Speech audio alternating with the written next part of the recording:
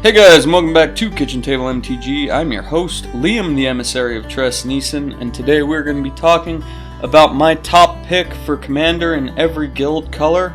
So we're also going to throw a number 2 in there, but it'll be my top pick. This is probably not going to be your top pick. Every meta is different. In my meta, Voltron doesn't do a whole lot. When there's always a Grave Pact and Teysa out, and tons of board wipes. It's just not a very good strategy in my meta. In your meta, it might be great, but for us, it doesn't work. And then I'm not going to be throwing in, like some people might think, for Selesnya, Gaddock Teague is the top general. Not very good in my meta.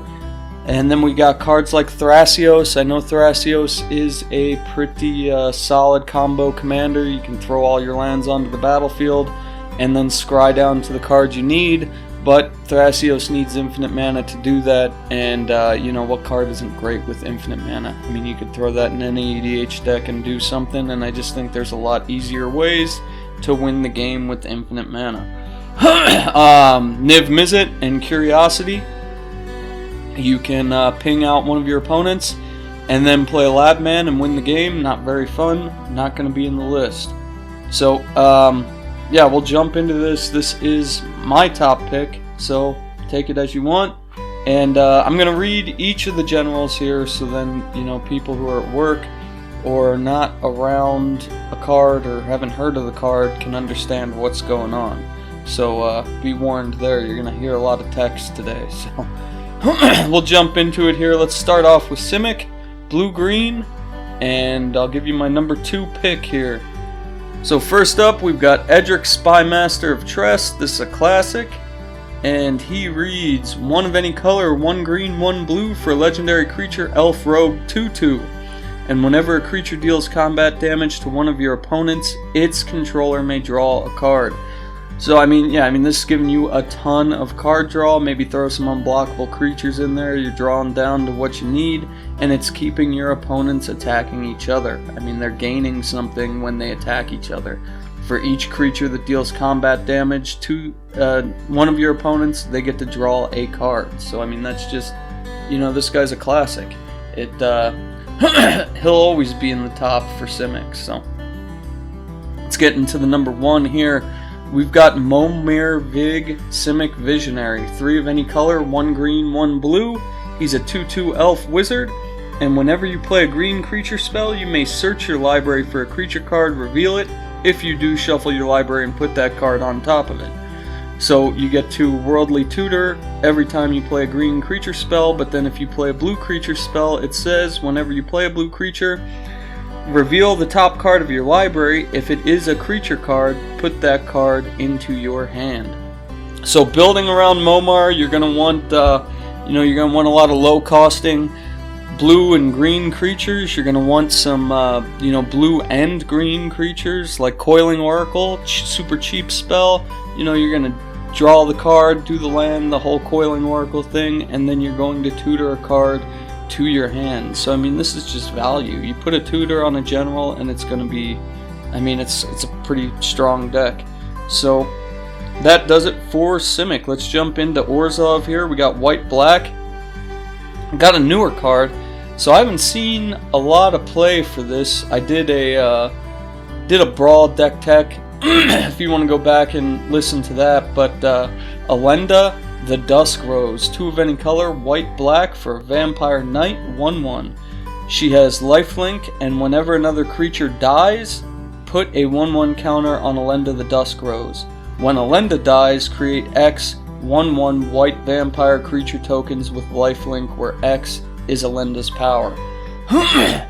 So we're going to want to kill everyone else's creatures. You're going to want to run the Grave Packs and Dictate Ereboses, maybe make her indestructible, do some board wipes, keep attacking in, and then do one final board wipe, kill everything including Alenda, and you're going to be left with a whole bunch of vampire creature tokens with lifelink. This card's nuts. Great token creator. It's probably in a lot of Markov decks now. It's just, this card's nuts. but I haven't seen it play a lot, so yeah, I don't know. I mean, it might be better than or worse than I'm thinking it is. But let's get into our number one. This I know is a champion, probably my favorite general of all time. Teysa Orzhov Scion. So, one of any color, white, black, for a human advisor 2/3. We sacrifice 3 white creatures and remove target creature from the game.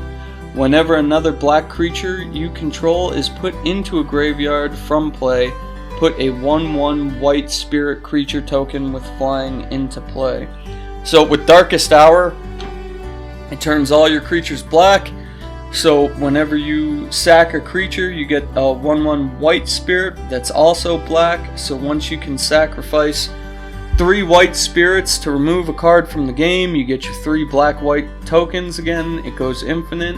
Super easy. 2-card combo once you have 3 creatures to do it. But even if you're not comboing off with Teysa, she's just so strong. To remove creatures from the game, I mean, for such a cheap ability, like such a cheap resource, and you're getting, like I said, you run a lot of black-white creatures. It goes infinite with Selfless Spirit, Cathar's Crusade, and any sack outlet, whether it's Carrion Feeder or Viscera Seer. You're just putting a ton of tokens, and then you're going to be removing a ton of stuff. I mean, it's just, this Teysa is nuts, but one of my favorite all-time generals. Just such a strong card. Okay, so let's get into some Is It here. We got red-blue. First up, we've got, for our number 2 slot, we've got Mizzix of the Is Magnus. I probably butchered the hell out of that, but this is my wife's general, so I don't really care about it a whole lot, but it does some work, man. 2 of any color, 1 blue, 1 red for a 2/2 Goblin Wizard. Whenever you cast an instant or sorcery spell with converted mana cost greater than the number of experience counters you have, you get an experience counter. Instants and sorcery spells you cast cost 1 less to cast for each experience counter you have. I mean, this thing, you get those experience counters. That experience year they did, I think it was 2015 or 16 Commander. Yeah, I mean, most of them are pretty nuts. You got Daxos and then another one we'll talk about later, but yeah, I mean, you're going to be dropping some big bombs for really cheap, dropping a whole bunch of them a turn. You got to kind of build around it, put your Brainstorms, Ponders, Preordains for your, first 1-drops, and then just keep moving up from there, and it goes nuts. Next up, for our number 1 spot, we got a really new card, Joyra, Weatherlight Captain. So I'm sure a lot of people won't agree with me on this one, but she is 2 of any color, 1 blue, 1 red for a 3/3 human artificer. Whenever you cast a historic spell, draw a card. So artifacts, legendaries, and sagas are historic. I did a Brawl into an EDH deck tech on this if you want to look back and find that. But yeah, I mean, you throw a Paradox Engine in there, and then she's just drawing a whole bunch of cards for every spell, built right for every spell she casts, untapping everything with Paradox Engine, and just dumping your board right onto the battlefield. I mean, there's just, drawing cards is probably the funnest thing you can do in Magic, and this is such an easy way to draw cards, and you can make this thing broken as hell. So yeah, I mean, that's why she's getting the number 1. It's just the card draw is so easy. Built right. I mean, it has to be an artifact deck. Throw some legendary stuff in there, and you're just drawing cards off of every card that you play. That's nuts. So, yeah, I mean, definitely pick this thing up. It's only $3.55 right now. I think she's definitely going to go up later on, a couple years down the road. Unless, I don't think they do a reprint on her, because that was kind of a Dominaria.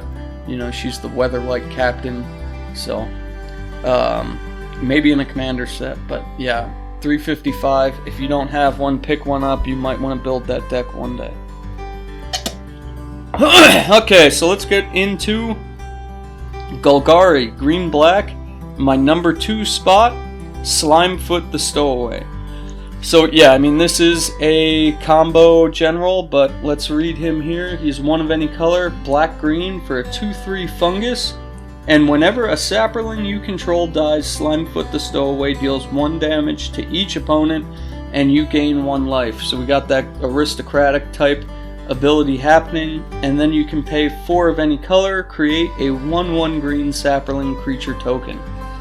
So yeah, I mean, I did the video on this. This goes infinite super easy, and the reason this is in there and those other combo cards weren't is this has 2 parts of the combo right on the 1 card. So I mean, you search up Parallel Lives or Doubling Season or Primal Vigor, I think, and any sack well, not any sack outlet, but Ashnod's Altar, and it just wins instantly. Boom, right there. But you could do a Sapperling tribal deck. I mean, that's pretty good value, even if you couldn't go infinite, you know. I mean, you had a Doubling Season out there. You can make two tokens, and then you're paying 2 for 2. Or 4 for 2 apiece. It's not bad. And just having the 1 damage and gaining the life, I mean, that's just value on there. So I'm really liking Slimefoot. I mean, that's probably just me, because I saw this card and I thought it was the best general out of Dominaria. So, but yeah, that's my opinion. What else do you got? You got Sarva and the Guilt Leaf dude, and I mean, a lot of them are good. Golgari is a strong color, but I'm really liking Slimefoot. And at our number 1 spot, I have one of these decks. This is 2 of any color, black-green for a 3/3 human shaman. It's Marin of Clan Nel Toth. Whenever another creature you control dies, you get an experience counter. So those experience counters, man, they're harder to deal with, and they add up so quick. But at the beginning of your end step, choose target creature card in your graveyard. If that card's converted mana cost is less than or equal to the number of experience counters you have, return it to the battlefield. Otherwise, put it into your hand. So you're getting a free reanimation trigger, you know? You're bringing Shieldred back for free. You're bringing Sakura Tribelder back for free. You sack Carrion Feeder to himself and bring him back that turn. Viscera Seer. I mean, this card is nuts.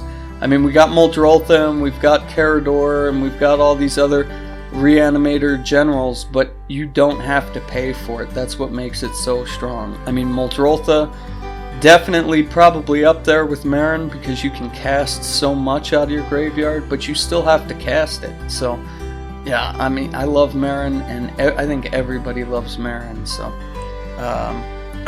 yeah, she's definitely number 1 in Golgari. That's not just my opinion, that's just total fact there. Okay, so let's get into Azorius. We got white-blue. My number 2, this is a, kind of underrated card, at least I never really hear about it, but we've got Tagum Ojutai Master. So he is 2 of any color, 1 white, 1 blue for a 3/4 human monk. So instants, sorceries, and dragon spells you control can't be countered by spells or abilities. And whenever you cast an instant or sorcery spell from your hand, if Tagum attacked this turn, that spell gains Rebound. And Rebound, you exile the spell as it resolves. At the beginning of your next upkeep, you may cast that card from exile without paying its mana cost. So yeah, I mean, Spell Slinger deck, we're casting all these spells. They can't be countered. We don't have to worry about that. And then they come back again on our upkeep. I mean, that's just, even for little spells like Ponder, that's so good. Yeah, I really like this. I mean, obviously we don't care about the dragons, and we got to make him unblockable, but these are all, things we can do. It's just, I think this guy is super underrated. He's $1.59. Yeah, I mean, it's out of color. You're not in red-blue, you're in white-blue, but imagine Path to Exile, Swords to Plowshare. Boom, it's just hitting double targets every turn, every time you cast it. Yeah, I just really like Tegam. Yeah, it's weird. I don't see a lot of people playing with him. It must be that dragon text he's got on there. But for number 1, we've got the obvious Brago King Eternal. 2 of any color, 1 white, 1 blue for a 2/4 spirit with flying. And when Brago King Eternal deals combat damage to a player, has to deal the combat damage. We're going to make him unblockable, it doesn't matter. Exile any number of target non-land permanents you control, then return those cards to the battlefield under their owner's control. So we're getting all those ETBs again. We're getting all of our artifacts coming back untapped. We got a whole extra turn. I mean, yeah, it's just, this guy's nuts. He's been nuts forever. So, very strong general. And he's only $1.18 if you want to build a deck around him. But let's get into Selesnya, green-white. At number 2, we have Reese the Redeemed. So he is either 1 green or white for a 1/1 elf warrior, and he has the ability to pay 2 of any color, green or white, tap, put a 1/1 green and white elf warrior creature token into play, or 4 green or white, tap, for each creature token you control, put a token into play that's a copy of that creature. Yeah, I mean, I know 6 is a lot, but this thing gets crazy. Especially, like, when I run him, it's Elf Tribal. So you've got, all your Priest of Titanias and everything that's making a whole bunch of mana off the elves. But, then you can have a Wirewood Lodge, untap target elf, it's a land, and then Argarthian Elder, so you're untapping 2 lands. I mean, it's just, there's so many ways to make him just go crazy. And, once you have 2 on there, and you're paying 6 to make 2 more, that's not very good. But when you have 8, and then you're making an additional 8, and then you untap him, and then you're making 16, it's just, yeah, it gets out of control super quick. So, and my number 1, this is another one, yeah, I don't think everybody's going to agree with, but Captain Sisay, 2 of any color, 1 green, 1 white for a 2/2 legend. Tap, search your library for a legend or legendary card, reveal that card, and put it into your hand, then shuffle your library. Not a whole hell of a lot to say about him other than he tutors. Every turn you can just grab something out of your library. I mean, that's so strong. And then you untap him. I mean, there's so many ways to untap creatures. So you just, tutor out your whole combo. Boom, right there. And, he's got a price tag to show it. He's $30. So if you want to build a deck around him, yeah, I mean, if you're in a super competitive meta, it's probably worth paying the $30, but if you're just kitchen table having fun, maybe not. But print them up, you'll have fun, build a deck around him, print it, and then if you like it, then you can spend the $30. But let's get in some Dimir here. So we got blue-black, moved my thing here. So first up, we've got Gisa and Jaroff. So this is the number 2 of any color, blue-black for a 4/4 legendary creature human wizard. When Gisa and Jaroff enter the battlefield, put the top 4 cards of your library into your graveyard. During each of your turns, you may cast a zombie creature card from your graveyard. So yeah, I mean, you got to be in zombie tribal for this. It's kind of restrictive, but there you go. You don't have to worry. I mean, you don't have to dump everything in here and go with a dredge strategy for this to be good. You can just play all your creatures like you normally would, and then if they go to the graveyard, you're not that worried about it. I mean, it's just, and there's 410 zombies to choose from, so you can make a hell of a lot of different zombie tribal decks, and every one of them kind of different. So let's get into number 1. We got some more zombie tribal. This one doesn't have to be as thick into it, but the Scarab God, 3 of any color, blue-black for a 5/5 god.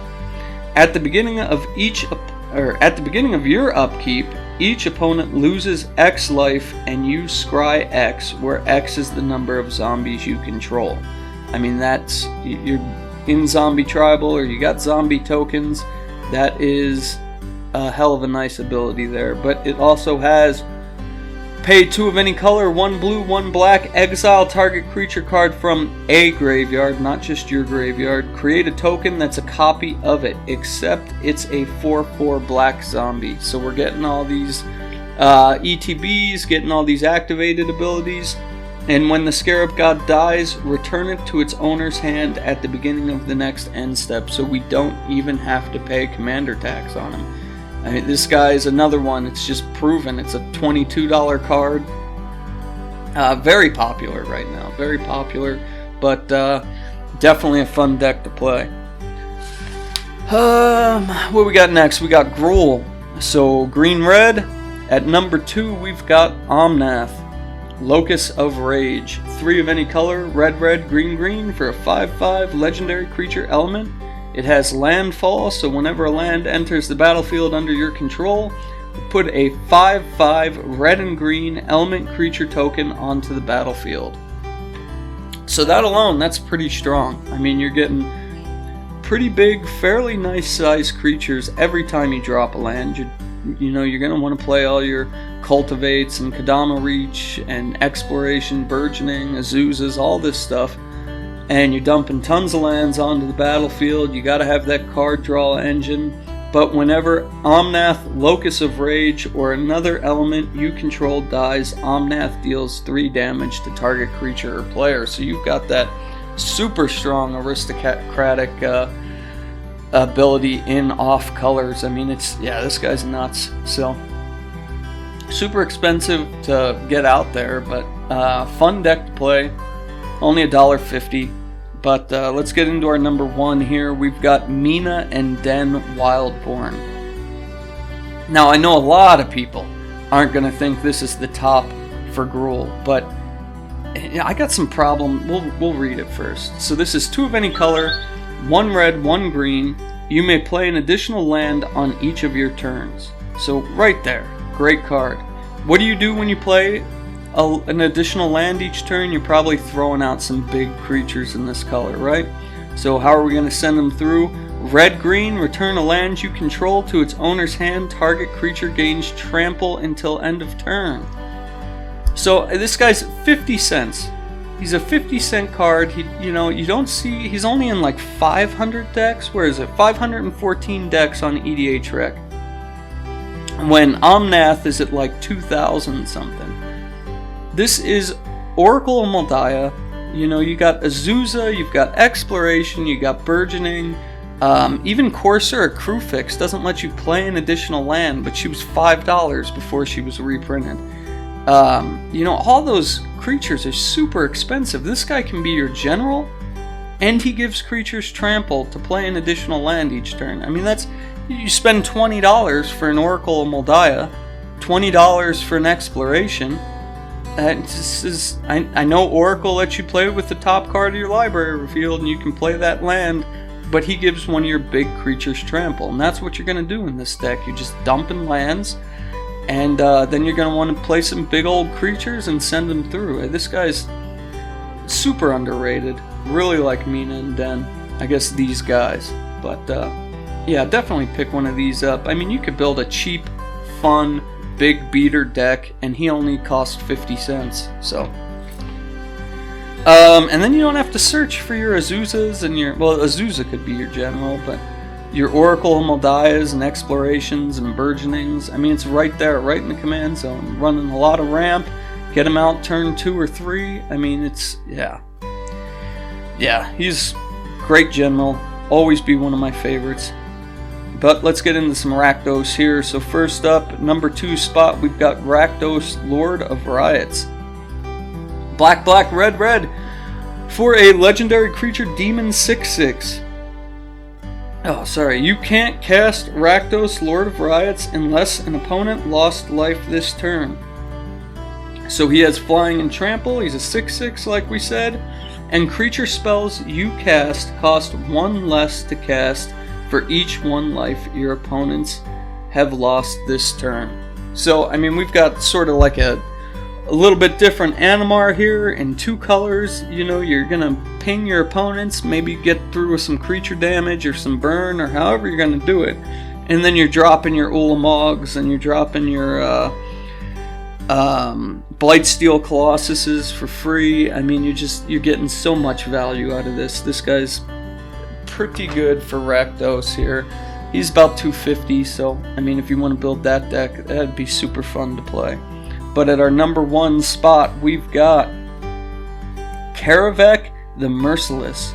So 5 of any color, black-red, super expensive to play, but when you do, it's well worth it. He's a 5/3 human shaman, and whenever an opponent casts a spell, Karavek the Merciless deals damage to target creature or player equal to that spell's converted mana cost.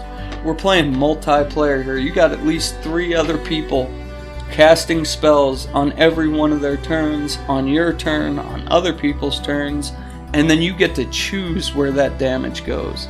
I mean, this guy's super expensive to get out there, but you know, once you ramp up a lot of artifacts, get him out there, all you have to do is protect him, and your opponents are slowly pinging themselves to death.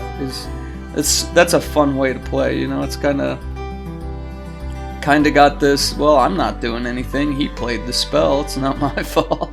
But yeah, he's super fun to play. He's 368, so TCG player mid, pick that up if you want to play a Rakdos deck. Probably the best general in Rakdos. Okay, so we're getting into our last guild here. This is the guild everyone could wait for. We got Boros, red-white. First up, we've got Gisa, Gisela, Blade of Goldnight. 4 of any color, 1 red, white for a legendary creature angel 5/5.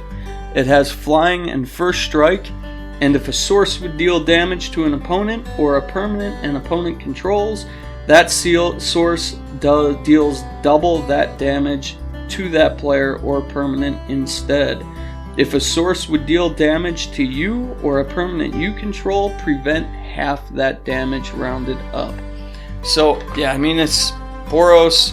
You got it's gonna make you stay in the game a little longer. You know, you got that damage prevention, and you're helping get your opponents out quicker. Yeah, this is a fairly nice commander. If you threw green in there, this thing would be awesome. But 445. The thing I have a problem with Boros, you know, I mean, a lot of people say it's challenging and, you know, fun for the challenge, but my problem with Boros is EDH decks aren't cheap.